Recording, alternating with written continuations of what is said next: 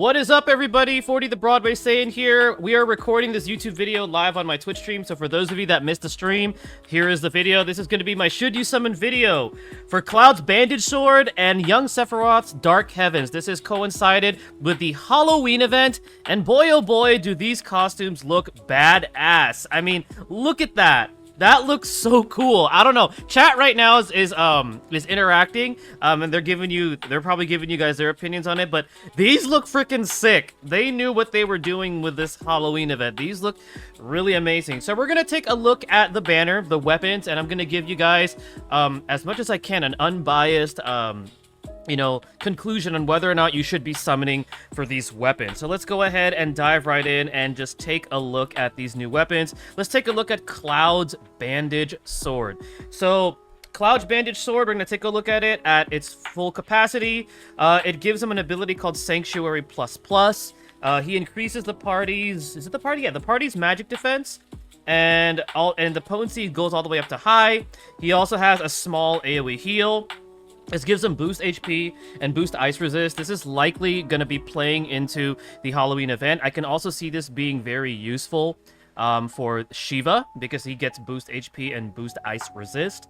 The stats on it aren't too bad. I'd say the one that stands out to me is going to be that magic attack. So this is a supportive weapon for Cloud. And as we've seen with the event recently with Crash Sephiroth, these type of abilities are starting to become more and more important for the really difficult content where you want somebody to have some sort of like a buff or a shield that can protect your allies from incoming really powerful attacks. So if you're fighting against a boss that does a lot of AoE magic, this is going to definitely be a weapon that you want to look forward to. Let's take a look at the support materia.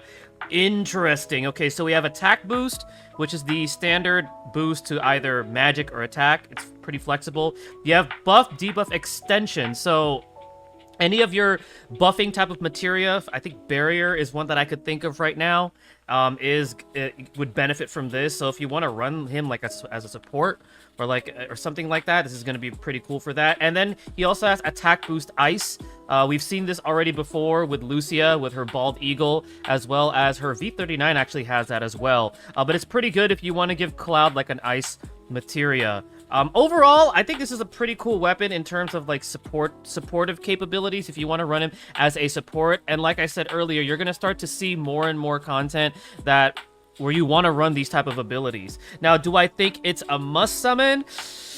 I say if you already have something similar like this, and I know that, that costume looks so cool, and the weapon itself looks really cool, this might be something that you want to consider maybe skipping on for now, especially if they come out with a part 2 for this event, which we know they're going to. So I want to see what part 2 gives us. But for now, I'd say hold off. It's cool. The costume is awesome, but for now, the smart decision would be to just hold off, especially if you already have something similar to this type of a weapon. Now we're going to take a look at young Sephiroth's right over here. All right. Young Sephiroth's weapon, Dark Heavens. All right. So he gets a single target wind attack. So we just had one with Aerith's Prism Rod, and now Sephiroth has one. Wow. Okay, 535 attack at overboost 10, boost physical attack, and boost wind potency. Holy moly. So he can now specialize in ice and wind. Granted, his ice is magic, but run both. Why not? This is pretty good. This is a pretty darn good weapon. And let's check out the support materia. Physical attack boost 1 on slots 1 and 2, and then he has circle sigil boost. So if you want to run a Ruinra blow or Ruin blow, whichever one that you have available with a circle sigil, this is great. I'd say the prize of the banner is this. If in terms of like offense, this is really good. This is a very good weapon. You can also slap this on. I'll probably put it on like another person that can use like wind attacks right now. I know Aerith is magic, but she could still benefit from that boost wind potency. This is a great weapon.